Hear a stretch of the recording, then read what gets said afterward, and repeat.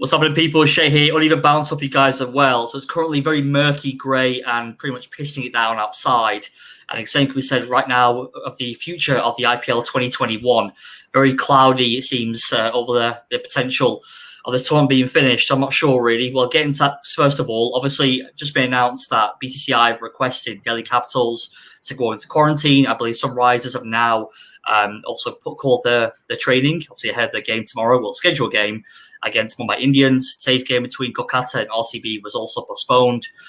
It's getting quite serious now, guys, isn't it? Obviously, I've got today, as you can see, joining me on the show, I've got regular Sayan, Banerjee, Aditya Mehta, and Krishna, Kalki. Thanks very much, guys, for being here. We'll get right into it, guys. I'll start with you, Aditya, with obviously this COVID-19. Obviously, you guys are over there in India. You're there front and centre.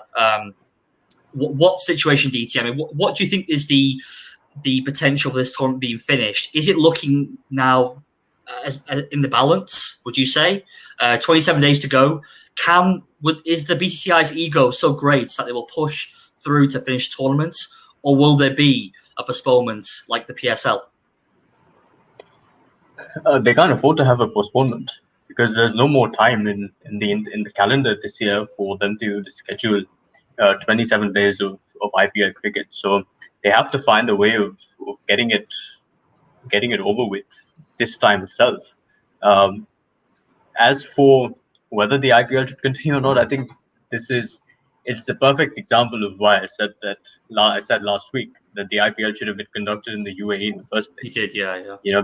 Because this is absolute disaster. And I'm sure that players are uncomfortable, but they can't really voice their opinions for fear of a backlash, and it's just not ideal. It's not ideal for anyone.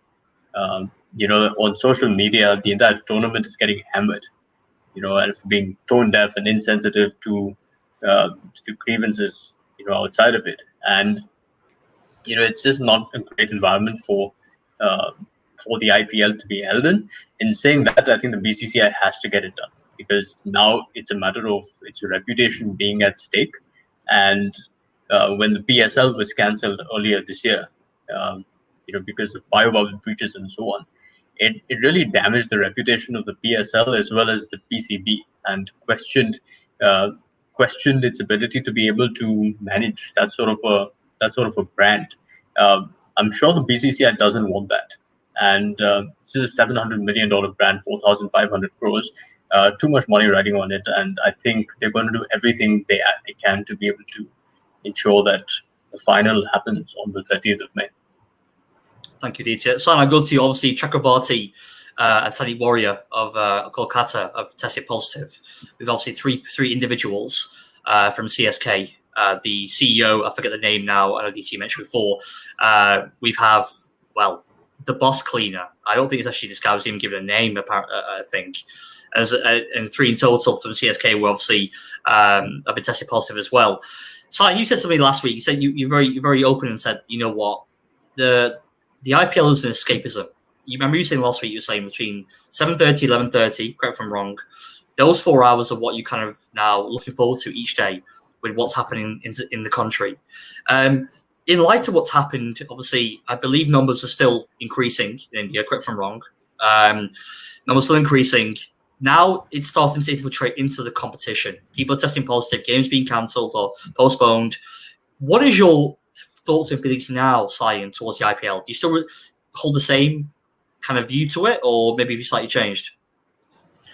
Okay, firstly, before going to that, I would like to say that about the Kolkata Knight Riders situation, Varun Chakravarti went to the hospital for knee scans, and he was there for 7 minutes, according to the journalist. Okay, and according to him, also the doctor who treated him had got 2 doses of vaccines already. So I think there's a breach from inside. I think has to be the hotel management or the staff, something like that, because it's impossible for him to get it in the hospital, right? So I feel the whole bubble has been breached as of now. Saying that the escapism thing that was there till last week, I think now it's like we are affecting the mental health of the players also, because they are being asked to go into isolation right and left right now, right? and it's quite impossible to ask them to do that because they are also humans, right? They're not just for their entertainment. Saying that, I believe, firstly, it should have been conducted in the UAE, and now that it has not been, I don't know what to say actually, because the regulations have not been followed properly.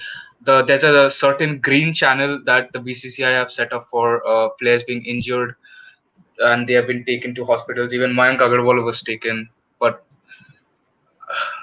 I really don't know what to say. Like there's been a breach, and BCCI has to fix it because the tournament, if it does not happen in the next 27 days, it will be cancelled most probably. It seems, Krishna, I'll come to you, a very difficult situation for the players here.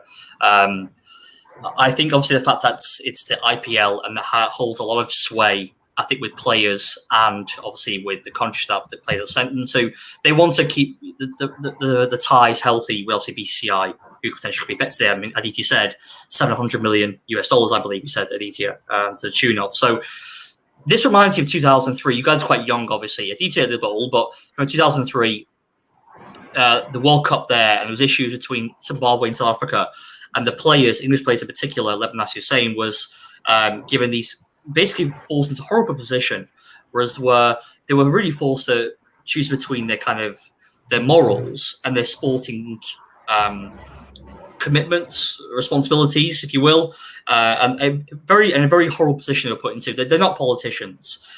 This really must be tearing at a lot of these players, especially, I imagine, the Indian players, Krishna, and the overseas players, but the people who were there, they've seen probably their loved ones. I'm sure they've all our families been affected. Do you feel that really the BCI, BCI has to be BCI, need to come out with a strong statement and a move to say we're either what the next kind of steps going to be for the remaining 27 days, if that's going to happen, or do you feel like maybe at the moment the players are still given too much responsibility to make their own decisions? We've seen some players go away. Adam Zampa, Kane Richardson. I have no doubt about it. They've gone because of COVID. I don't care what, even some personal reasons. And that's a lot of bullshit in my opinion. They've gone because of the situation that's occurring there. The family's probably called us and come home now. They're not playing in the team. They've obviously made the decision, but really, it feels a bit. What's going to happen to them next season? When potentially, you don't know, do you? So. What's your opinion on this, Krishna? Do you feel the players have been given too much responsibility to make the decisions by themselves? See, this is it's not easy to answer this question. I appreciate that. It's quite. See, the thing is, when you look at players that come into the IPL, right? The whole IPL was set up. I think the decision was made back in February or March to conduct the IPL in India. Right, and nobody had really anticipated the numbers and the chaos and the pandemic to this extent in the month of May. We did fear a second wave, but we didn't fear it to this extent. We didn't have a situation where people are being turned away from hospitals and forced to die on the streets and making makeshift crematoriums out in parking lots. We didn't anticipate the situation, right? So a lot of players who signed on to play the IPL were of the belief that, okay, the IPL will be conducted normally. Just like I think the idea was to conduct the UAE styled tournament, to conduct it in India. That was the only major motivation behind bringing the IPL to India, was to keep it on home grounds, but keep it similar in terms of the way it was organized in the UAE. Right now, when you look at players, now are they being forced to make decisions? See, it depends upon them. It depends upon how much they value playing in the IPL, whether their families are disproportionately affected by it. I think it's all based on a case by case basis, and each player reacts and takes this pandemic, very differently. They all are wired very differently, emotionally speaking. So I think it's based on a player by player basis as to how pressured or how necessary it is for them to take it upon themselves to play or not to play. But I think also you have to raise the question that is there a sense of force by franchises, by the BCCI, by managements to get these players to play, and are they being kept away from their homes and their families, right? That's, I don't know. I mean, obviously this is a speculative question, and I don't really have an answer for it. But I would like to know if there is any such force that is there right now. So yeah, I guess it's all based on, it's all case by case, and we don't really know. But I would like to see. You asked me whether whether BCCI should make a statement. Absolutely. BCCI, I think BCCI should clarify as to what exactly they're asking the players to do. Right. See, if you just say it's a safe and secure environment, I mean, we already know that. You've told us a million times, right? But what exactly are they doing to ensure players are safe? What exactly are they doing to ensure that the mental health of players is not compromised, right? If we get more details and more nuances about that, maybe we'll have more information to answer this question. But for now, I guess it's very up in the air. Thank you, Krishna. Aditya, I'm going to come back to you on this point. You mentioned before, obviously, that the brand is obviously it's a global brand now. It's a huge brand, sporting brand, internationally. Do you think that maybe if these numbers continue to increase, and we continue to see, we're over here in the UK, I've seen BBC World News, I've watched, as Krishna pointed out, horrible, really horrendous scenes of people unable to even get into the hospital, let alone find a bed. People dying literally on the gurneys out there. It's really quite heartbreaking to see stuff like that. Do you feel that the more this kind of motive images are coming out of the country, do you feel like maybe the IPL brand is being tarnished here? And the longer it continues, is that going to affect potential sponsorship, which obviously matters here? So we're talking about obviously the financial implications of this. Going forward, people might keep shop now, but would they want to be associated with a brand that continued in a terrible state of the pandemic there? It reminds me of what it was here a year ago. We still play cricket here, obviously, Test cricket, England play Pakistan, West Indies, but could this really impact the IPL on a wider level, and could the impact be quite detrimental in the years to come? Probably not, because for all the anger that is directed at the IPL, I think the damage to the brand would be short term.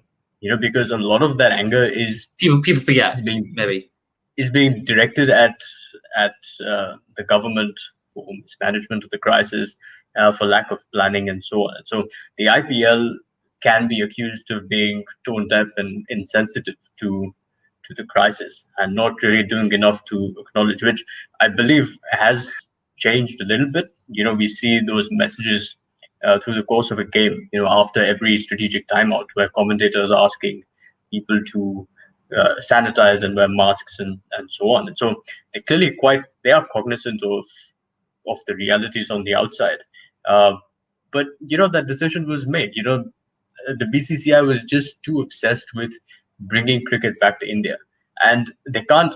I don't think that they can use the excuse that we didn't anticipate this sort of wave, because the numbers started rising in Maharashtra in February itself. And during the India-England series, when they moved at the end of the Test series, they moved for the white ball leg of the series in Pune. Journalists did ask Virat Kohli that question, if the team was concerned about the rise in the number of cases in Maharashtra. And he gave the standard BCCI answer. But the truth of the matter is that, the second wave had begun right there. And they took no steps whatsoever to change that. This tournament really should have been played in the UAE. They can make no excuses for the fact that for I don't know what reason, they were obsessed with having it in India. I don't know what profit motive could really supersede the value of the brand. I don't understand that. It's inexcusable in my view. But in saying that, I don't think that there'll be long-term damage on the brand, because next year the IPL is thinking of expanding. It's going to have a longer window with 10 teams coming in. So I think whatever damage there will be short-term. Yeah. Sayan, obviously we saw Pat Cummins of your franchise, KKR, donate $50,000 USD to the cause for auction, for an auction. For the patients there. Now, I've not seen a lot of people follow in his footsteps publicly, as far as I'm aware.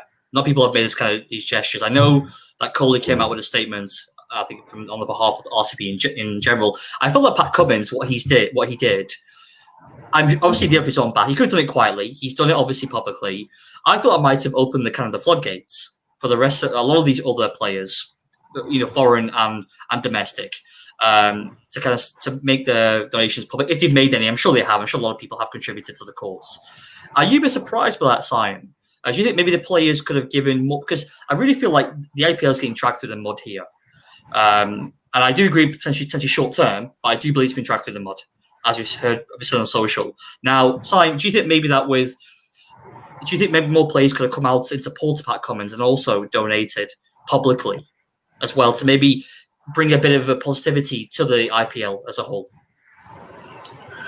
No, I don't believe that donation is a personal thing. Okay, it depends from person to person. I don't believe that if someone has done it, that means that the other people also has to come out and donate something. It might be you can just send your thoughts for the country or the situation, whatever. That also works. But also, I think the IPL is being dragged to the mud also by some people to mask the damage the government has been doing due to the election rallies and stuff. Because due to elections in Kolkata, my place, the cases have gone bonkers right now. So I believe IPL is being dragged because of that also. And what Pat Cummins has done is very generous. Not only Pat Cummins, I believe Brett Lee. There are many other players like Jay Devonatkar, Sheldon Jackson. Gautam Gambhir has opened a charity, I believe, for donations. And it's good, actually. They're helping the country. Krishna, final points just before we move on. Is there anything you'd like to kind of contribute to what we said? I don't really know. There's what more do you say? It's such a the debate is it's not a wrong debate to have. It's not an invalid debate to have, and it's I think most of the debate that's being had about whether to play IPL or whether not to play IPL is all personal. It's all, I mean, people have very strong opinions about this, naturally speaking, and those strong opinions are both for having the IPL and not having the IPL, and it's all a matter of how one person interprets it, right? The debate is usually about that. But then again, you had the PSL cancelled back in February. Yep. Was IPL supposed to happen? I think one thing I will say is, even if the IPL, they could have said maybe in late March, when they saw the cases rising, they could have said, okay, maybe we won't be able to play it in UAE. But what we can do is we can call it off for now, right? And then maybe try and see if we can keep it after the T20 World Cup, right? And maybe have it, here in India. And maybe instead of having 16 games or for 14 games, which is 7-7, 2 games, everybody plays everybody twice. Maybe have a shortened version where everybody plays each other once and then, go directly into a playoffs. Maybe you could have thought along those lines. I don't know, maybe just some food for thought. But then again, this is all just, imagination. So. Before I go to Sayan just raised his hand there. Krishna, okay, let me ask you this straightforward question. Do you think the IPL should continue or should it be postponed / cancelled? Most likely cancelled. So hard. See, at the moment, I think the best thing to do right now is to postpone it, because prevention is better than cure, and you don't want more players contacting COVID. So at the moment, I would say just pause it and probably try and resume it later on. I think right now that should be the motive. Thanks, Krishna. Sayan, do you want to wrap it up there, mate? Yeah, actually, I wanted to point out something about the postponement after World Cup. I don't believe it could have happened because the Ashes was going to be conducted, right? But yeah, played without the Australian England players. Then, man, I don't know. Just you have to. I mean, some losses. You have to cut some losses. You're anyways cutting losses. You have to cut some more, maybe. I guess that's it. It's true. Fair enough. Speaking of Australian players, that brings us nicely to the next point. We can't obviously do the show without talking about David Warner, can we? I had to work in respect and support of, well, take that jersey off. More Warner than management, to be honest. More Warner than management, to be honest. Yeah, I do feel for the guy. I mean, since he joined in 2014, he's been incredible. He had 2 orange caps, second leading run scorer in 2016 when he won the trophy. But yeah, 148 runs. His strike rate has been steadily declining over the past couple of years, but he's still been a very formidable obviously he's played for Sunrisers, as you guys have told me off camera, the darling of Hyderabad. He's been, I wouldn't say necessarily akin to Dhoni of Chennai or anything, but he's been instrumental in the Sunrisers brand. So it's been, he's been incredible for us. I say us, obviously, I've been following for some time now. Now, obviously, a statement came out from the management, in effect sacking David Warner of the captaincy, which went down like a lead balloon in a lot of quarters. I myself personally didn't treat it with such sentiment. I felt that was the right thing to do. The reality was, going into that game against Rajasthan on Sunday, Sunrise won one game. It's still only one game. I'm not sure Warner would have changed any of that, to be honest with you, which is poor bowling. But obviously this has happened now. I think Warner personally will not play again for the Sunrisers ever again. I think that he'd be released. And I did say to you guys that I felt like the left field option might have been to actually retain Kane Williamson next year. Because everyone talked about Kane Williamson. We talked on the show here about Kane Williamson, where's he going to go to and to captain elsewhere. But I think actually he might retain Kane Williamson and drop Warner, being that fact Warner's going to be 36 next year. And maybe his best days are past him. I think it's a fair argument to have that. But I'll obviously go around the room now. I'll start with you, Aditya. And what were your thoughts, really? What's your thoughts on how it was handled in particular, really? And do you feel that his treatment was fair? Good Lord. I think it was utterly shambolic to think that the Sunrisers Hyderabad, who have typically been a stable, understated sort of franchise, to take such an emotional decision and sack who is not only SRH's best player, but he is arguably the best overseas batsman the IPL has ever seen. He has delivered 6 consecutive seasons where he scored more than 500 runs. He is the backbone of SRH, not only of the batting, of the entire team. And what's really happened is that the Sun, I really don't know who is in charge of their auction strategy. I don't know who is in charge of their scouting, because the players that are coming into the Sunrisers camp are clearly not up to scratch. They are not being able to, the disparity between the proven performers and the young guns coming into the side is far too great, and you're putting so much pressure on these guys that David Warner cannot play freely. There has been a decline in his strike rate, but it's not because David Warner has forgotten how to hit a cricket ball. It's because he simply doesn't trust the people who are coming in at 4, 5, and 6.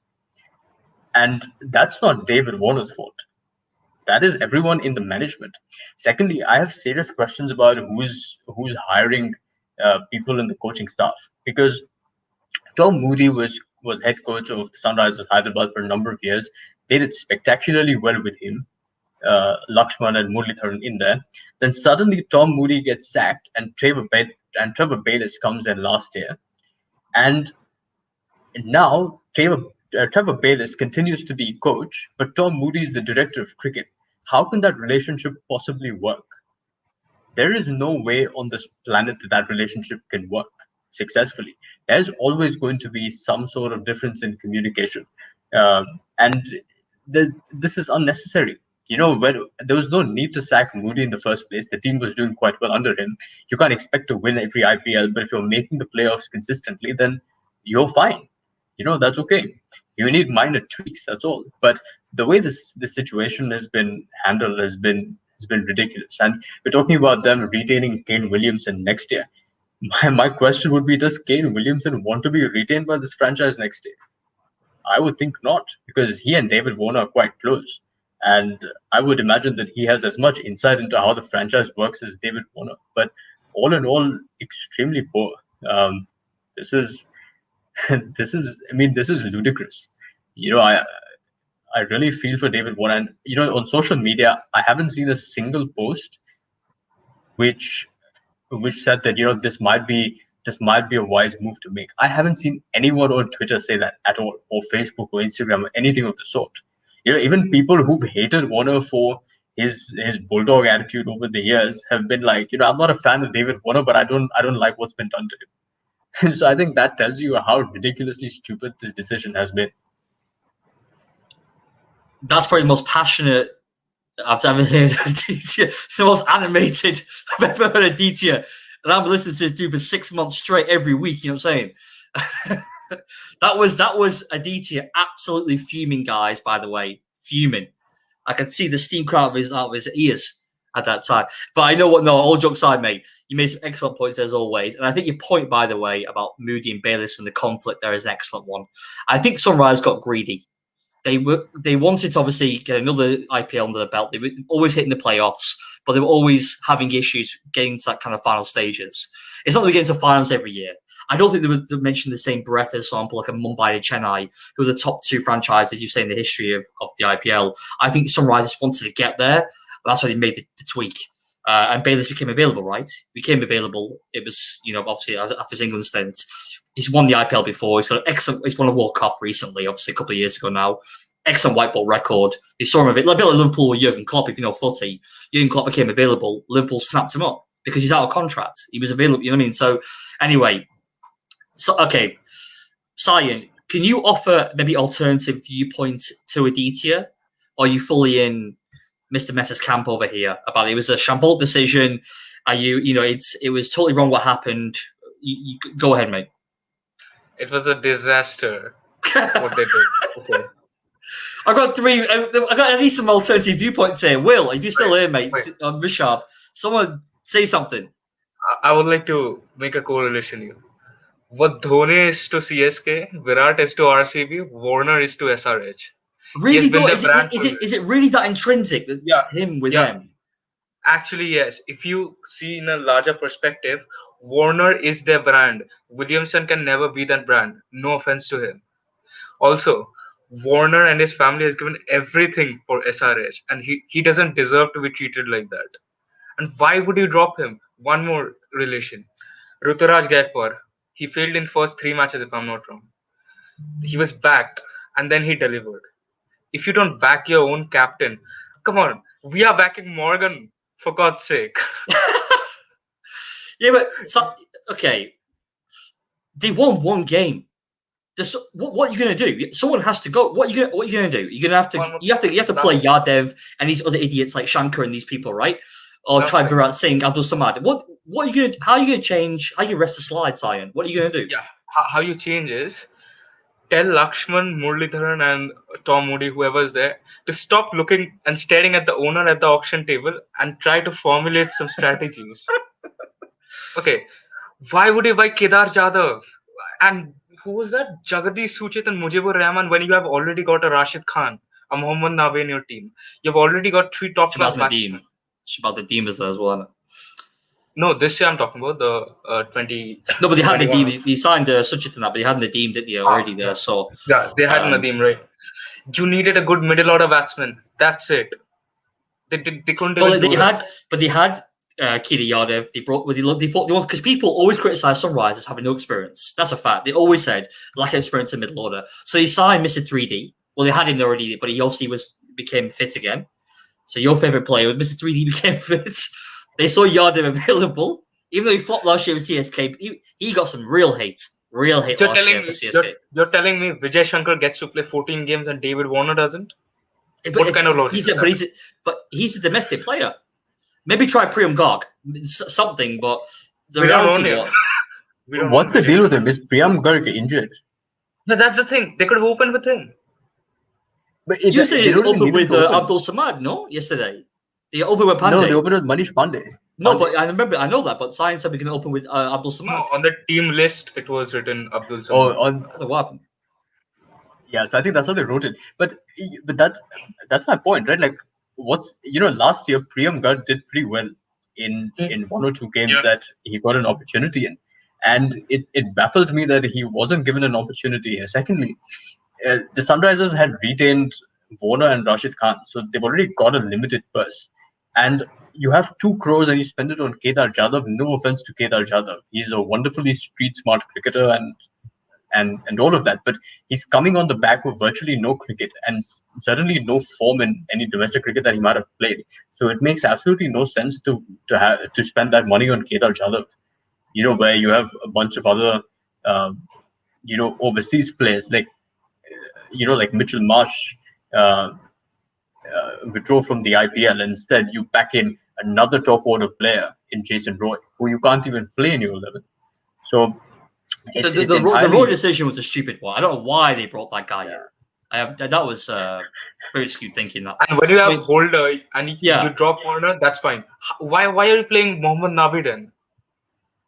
I told you why. Yeah, I mean, I don't know why. I told you he played Holder. I mean, Nabi went for what, 21 if it's over? Over 21, no? Yeah. And and Abdul Samad, your shout was a fair one, Sayan. I had no problem with Abdul Samad open the batting with Bairstow and maybe play Pandey and anchor role at 3 or even 4. Couldn't at 4 after Williamson. But at least in something, I think he had to mix up a little bit. But the thing is with Sunrisers, the power play. I'm not checked the stats officially, but the power play are always strong. The first 6 overs they perform well with Bairstow there, and this from 6 to 12 they just they get slower, they lose a couple of wickets, and then it all capitulates. It's just been a horror show, man. Because I tell you, but the thing is, guys, this squad should never be bottom of the league. You can't tell me that. You cannot tell me that 11, that squad should be bottom. Something is wrong there. That team should not be bottom, man. Come on. Even with the likes of these idiots like Shankar and Yardev and that, you still got you have quality there. You got Williamson there. You got Williamson there. You got Johnny Bairstow there, one of the best white ball opening batsmen in the world. Fact. You got Rashid Khan, albeit the best T20 spinner in the world. Bhuvaneswar Kumar for a wonderful performance for India against England. The nucleus is there at the side. Manish Pandey is in good form, and that's another thing. He got dropped. What the fuck are the people thinking here to drop Manish Pandey? That is the thing. They are spoiled for choice. I have to agree with DT from the get go here. The thinking is I don't know what's going on behind the scenes, and maybe maybe Williamson say, you know what, forget this. I don't want to be part of this franchise because the management and the structure behind the selection is just all skewed. It's messed up. Anyway, I'm gonna stop ranting. Let Krishna go because he's waiting patiently here. Okay. So I mean, besides Aditya calling it shambolic and Sayan calling it a disaster, I'd like to call it not necessarily on the atmosphere of those two words, but I just think it's a solution. It's a very desperate solution to a problem they didn't really have.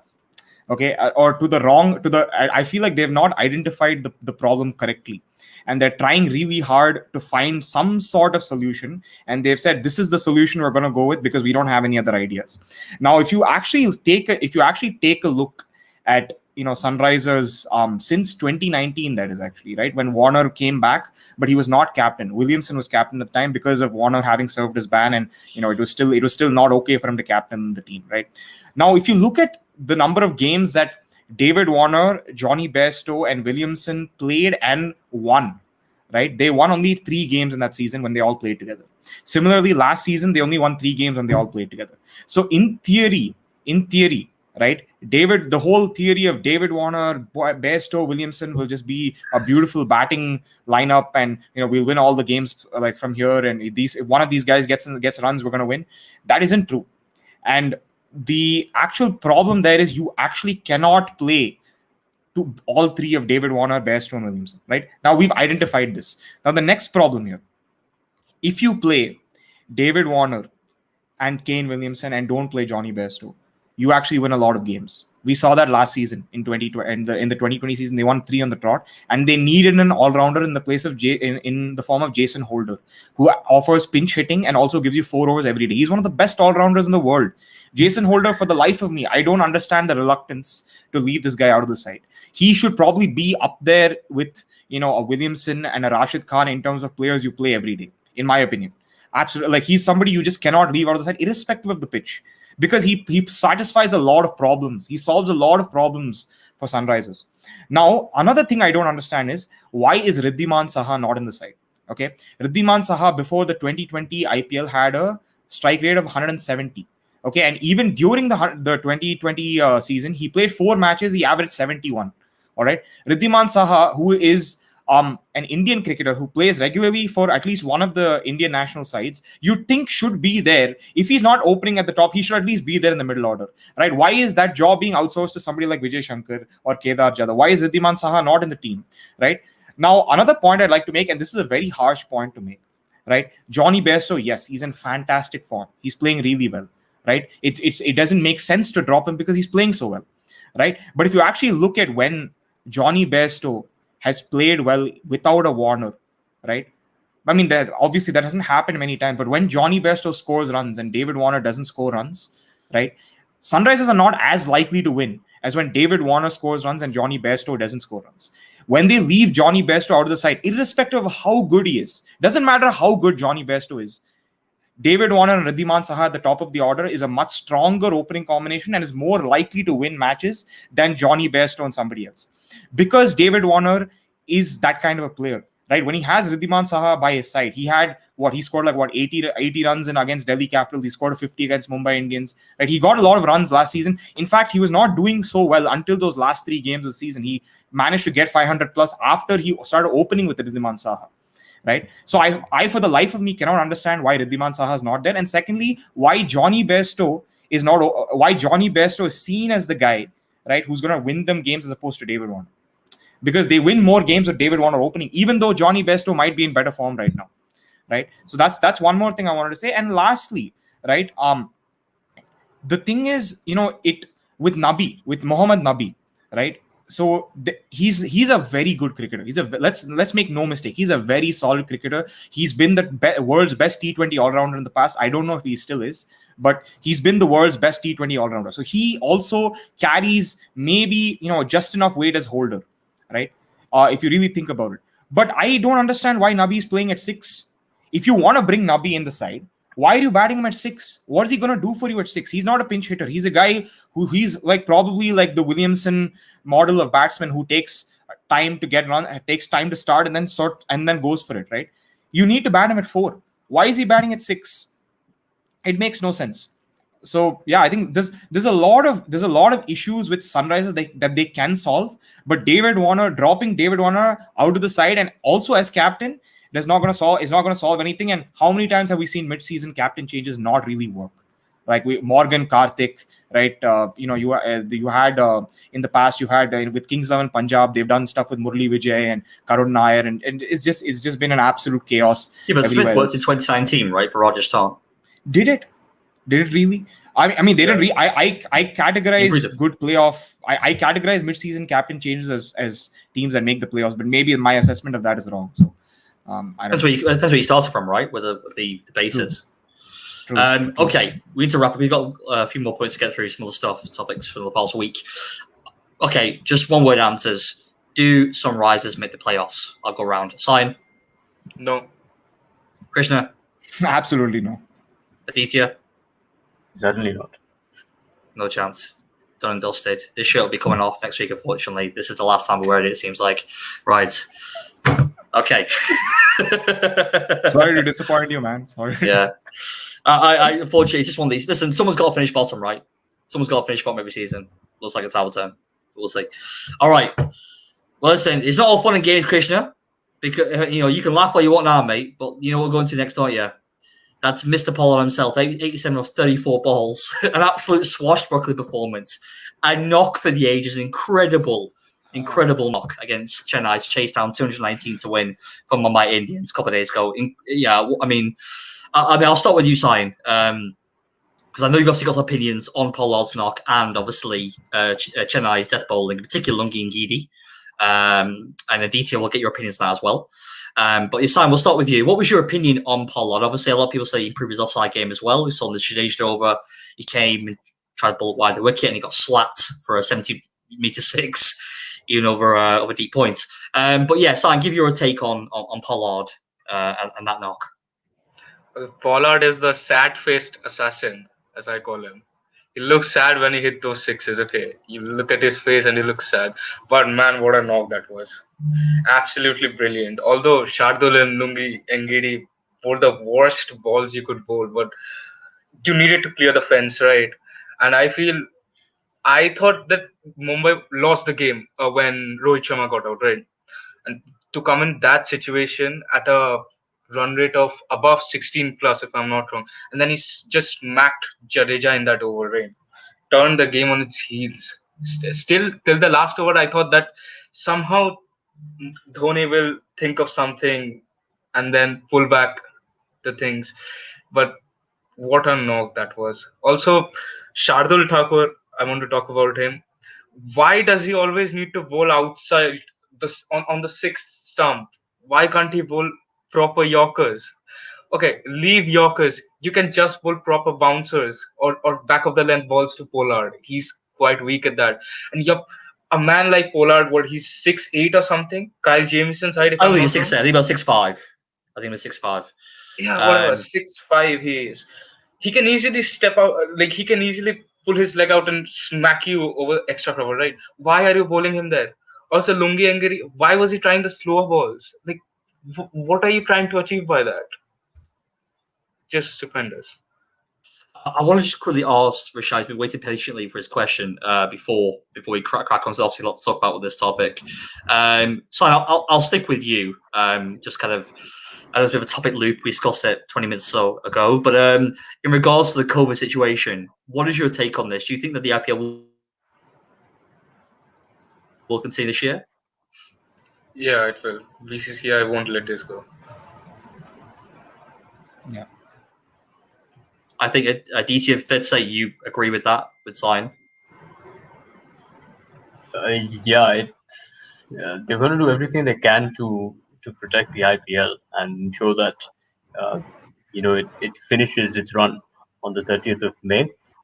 As of now, we don't have any additional information as to what the future of the tournament is, given that a couple of players have tested positive and the Delhi Capitals have been asked to go into quarantine because they played the last game against KKR a couple of days ago.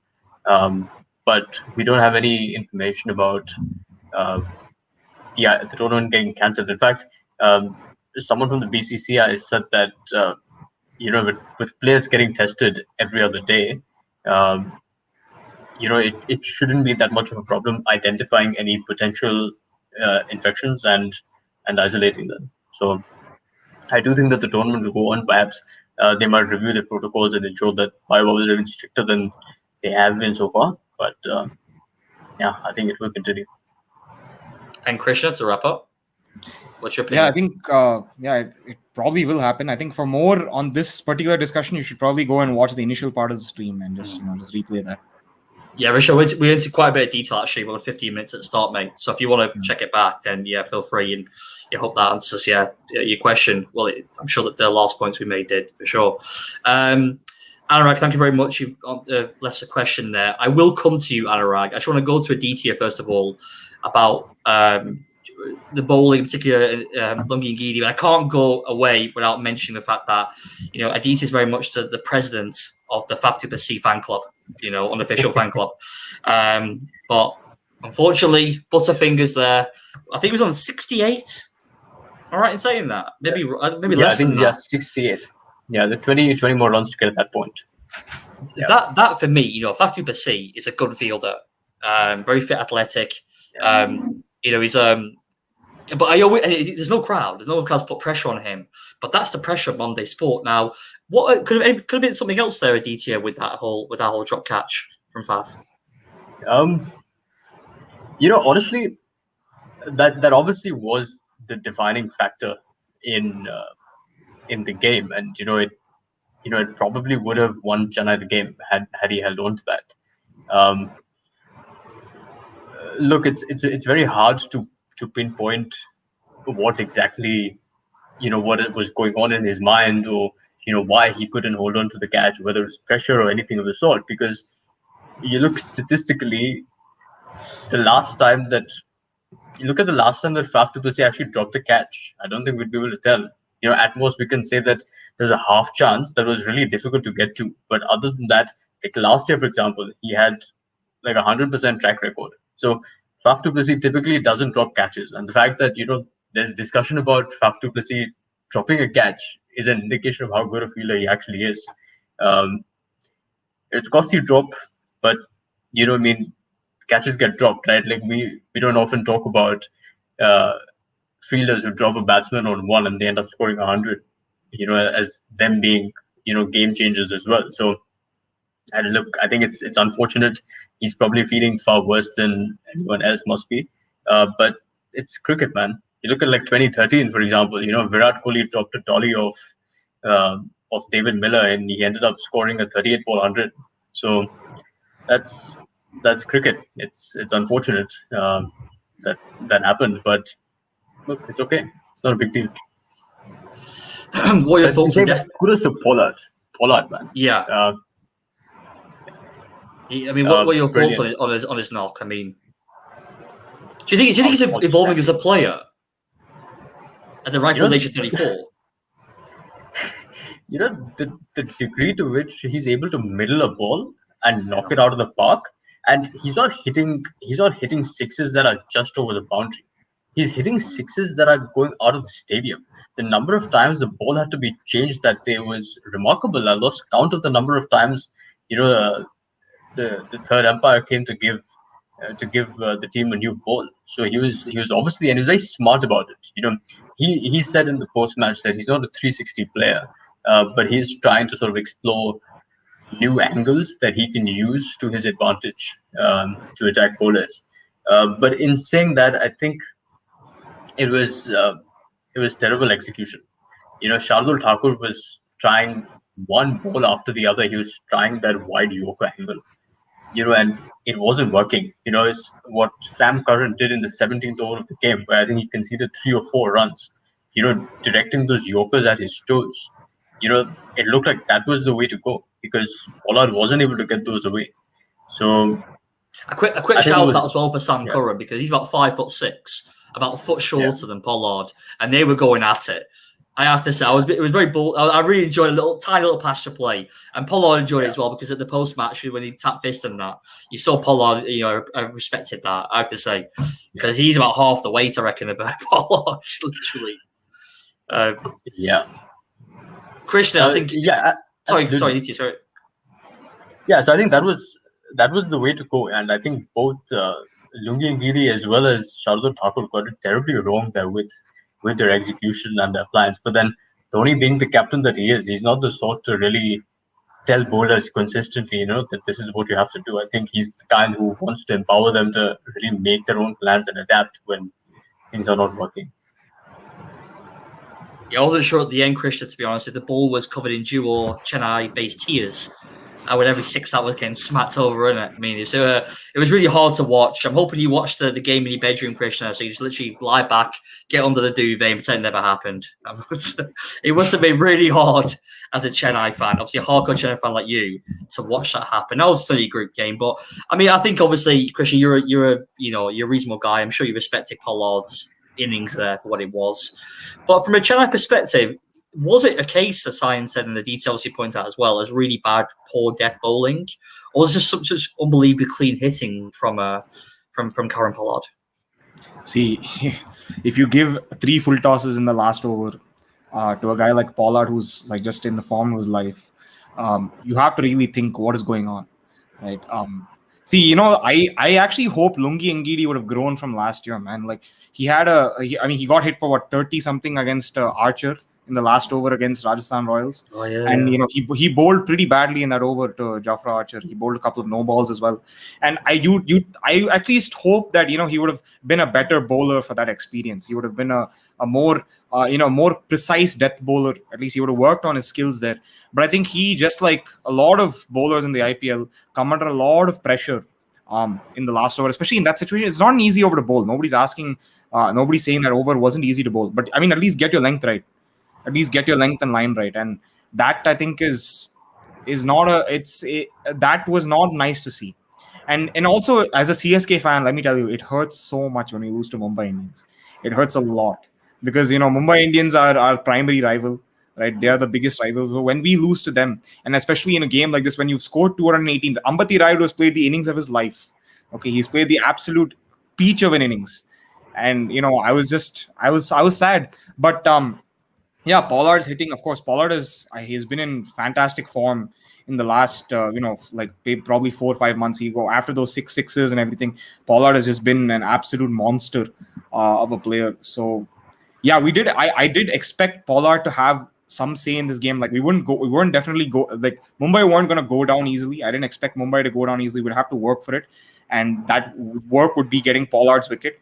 But then again, Faf du Plessis dropping the catch, which you don't expect.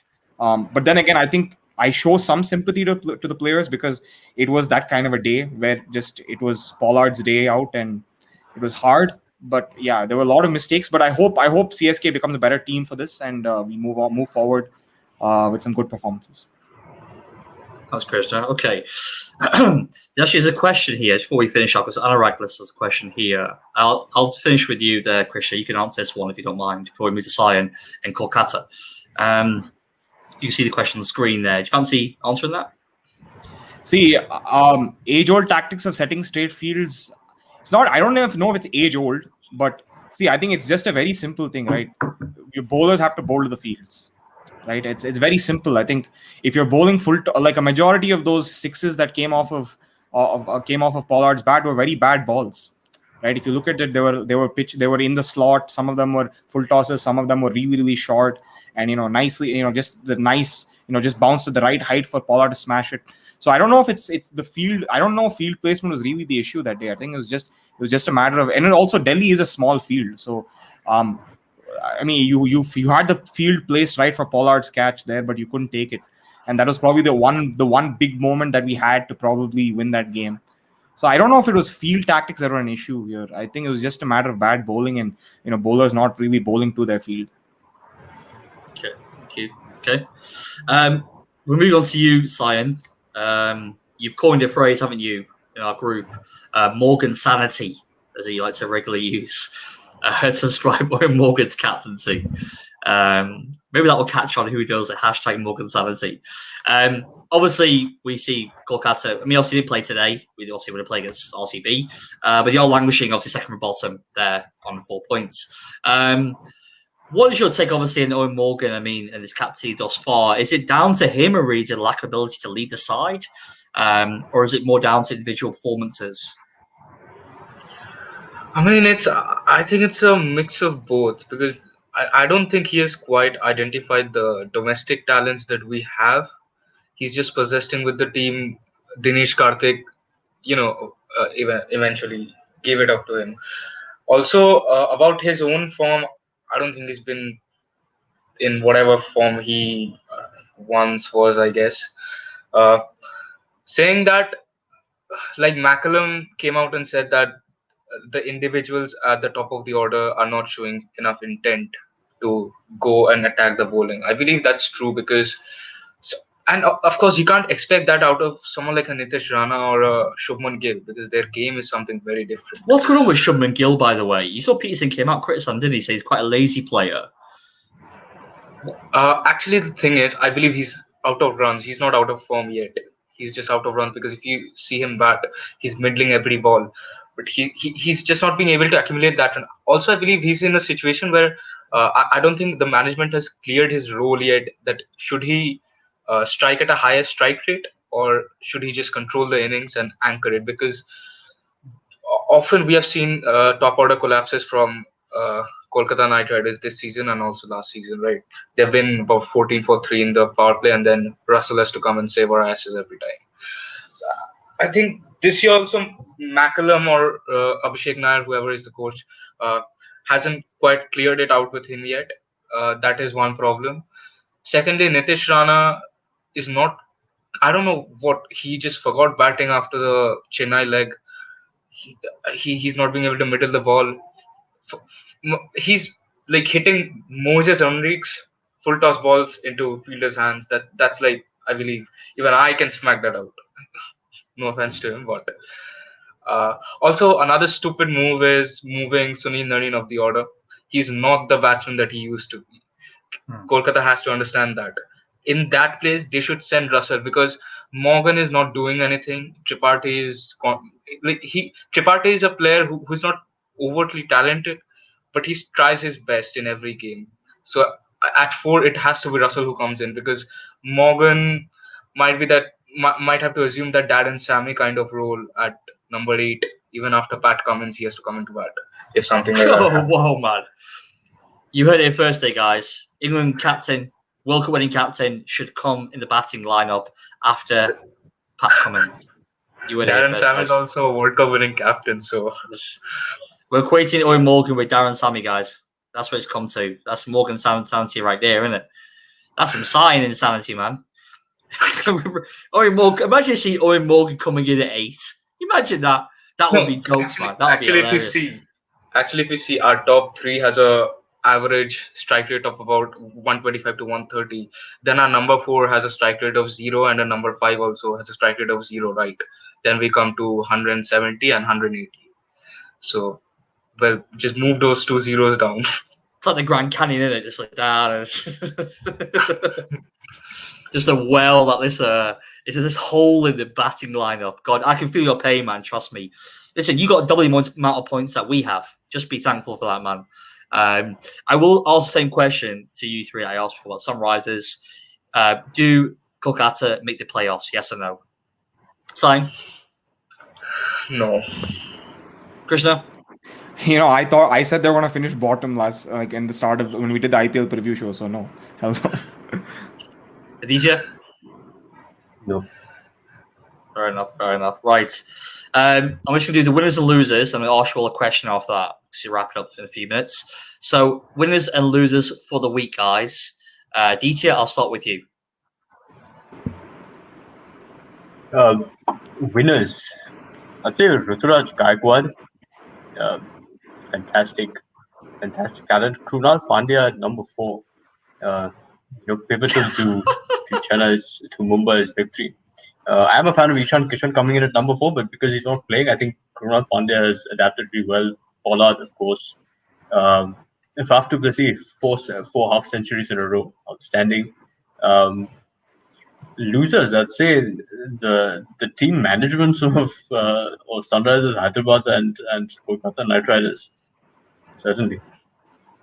So I was laughing there because when you said Krunal Pandya, you should have seen the sign to scrunch his face up, like literally his face halved. Because he's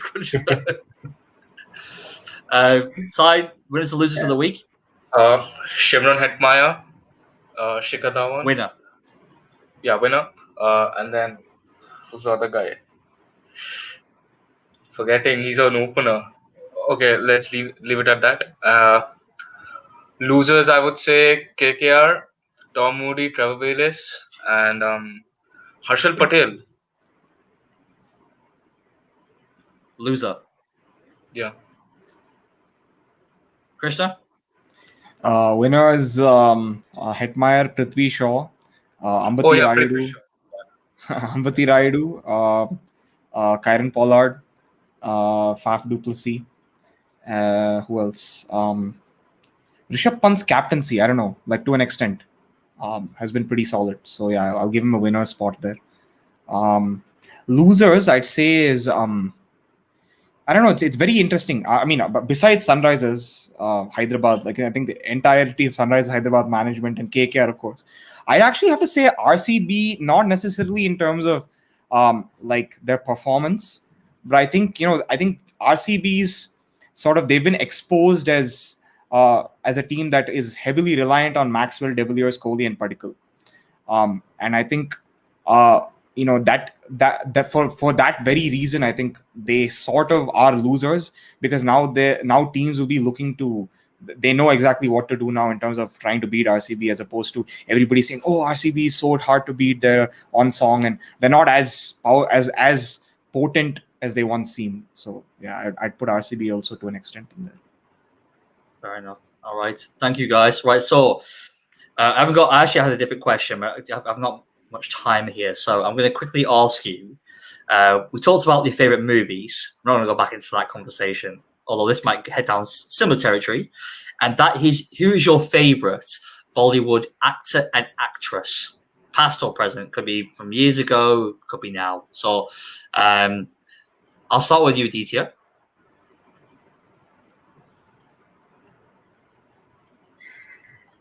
Favorite actor? There's only one. Hrithik Roshan, without a doubt. Favorite actress? It's a difficult one. I'm a fan of. I do like Deepika Padukone. Very good actress. Hrithik Roshan, didn't they used to call him the Indian Sylvester Stallone?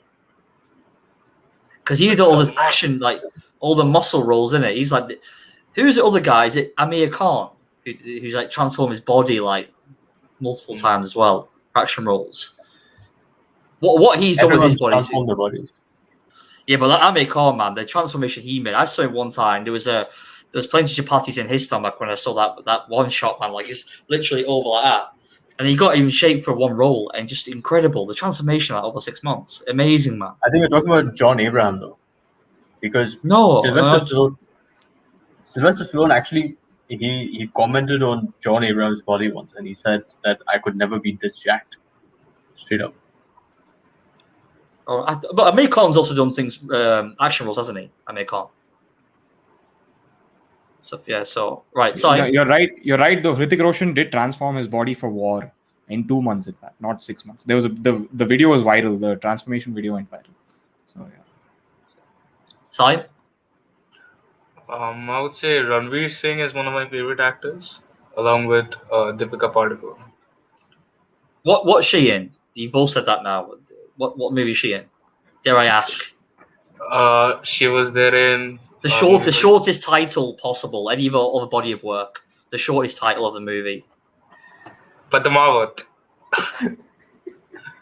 What's that called? Cocktails. That's cocktail, right? Cocktail. Yeah, Cocktail. How do you spell it in Hindi? Let me write it down. it's the same spelling. Cocktail. It's called cocktail. The English word cocktail. Right, cocktail. All right, I appreciate you do that for me, Sai. I appreciate it, man. Padikal. Dibli Padikal. Okay, right. Cocktail. All right, because you both said her, so she must be quite good. Padikal. Padikal, no? What's the surname? Not Padukone. Oh, Ice cream cone. I know this chick. Was she in a movie called Chennai Express? Yeah. I've seen that movie at the cinema. A mate of mine, Ravinesh Sundarajan, the Tamil guy, he from Chennai, he took me to watch this movie. Oh, she's good, man. In more ways than one. I've seen that one. Okay. I know why you picked her now, innit? You two. Right. Right. Krishna. Favorite actor for me is Ayushmann Khurrana. And favorite actress is Taapsee Pannu. Taapsee Pannu. Okay. And are they serious actors? What do they do? Comedy, drama, horror? So Ayushmann Khurrana does comedy, but the comedy with a very social message oriented comedy movies. Like a lot of his movies have like a sort of very similar progression in terms of the format and the template. And he just takes very different social issues and very like social issues that are very taboo in India. Like for example, there's a movie called Shubh Mangal Zyada Savdhan, which is about relationships with gay people. Then there's a movie called Dream Girl, which is about him actually working as a call girl. Right, he puts on a girl voice and he works as a phone sex operator. So like that, he does this very dysfunction and stuff. Yeah, and like he's like usually hiding it from his family, and then by the way, spoilers to whoever's watching.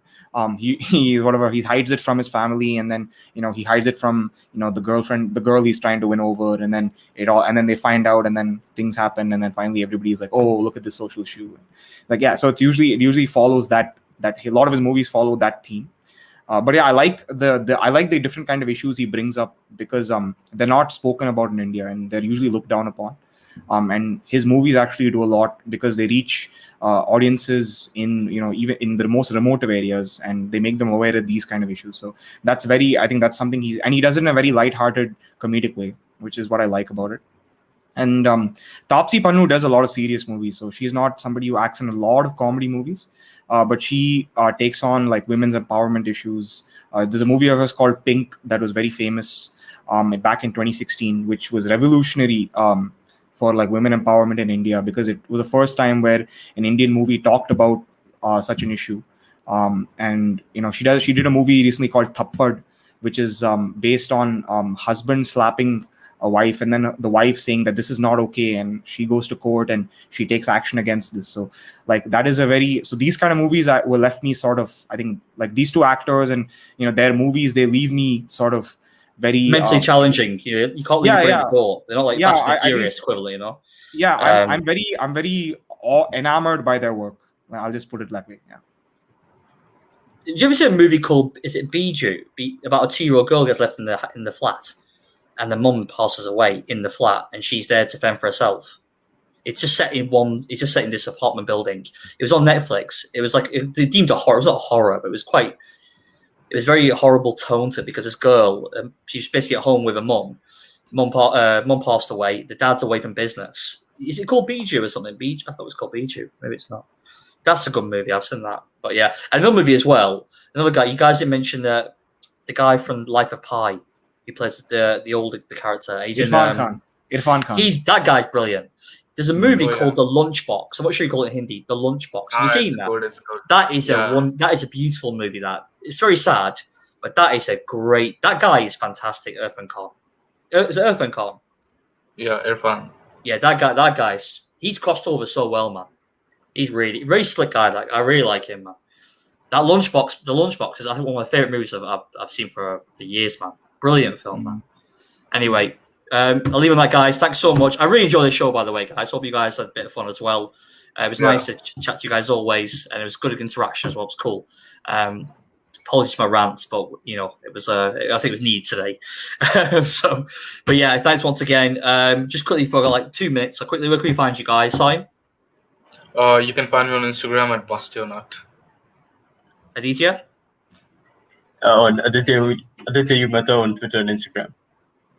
Normally do your finger. You are there it is. DTM Mehta, Instagram. And also Cricket Francis Magazine. You'll see DTM most days on there. And Krishna, where do you find you, mate? Find me right there at Krishna_Kalki, Krishna_Kalki, because apparently underscore has been taken. So on Instagram you find me there, on YouTube Krishna Kalki, Facebook at Krishna the Kalk, and on Spotify Krishna Kalki. I have a song called In Space and Time. Please go listen to it and go follow me on Spotify for more songs. I'll do that. Just when we finish here. In Space and Time. I'll go and follow on Spotify. Awesome, mate.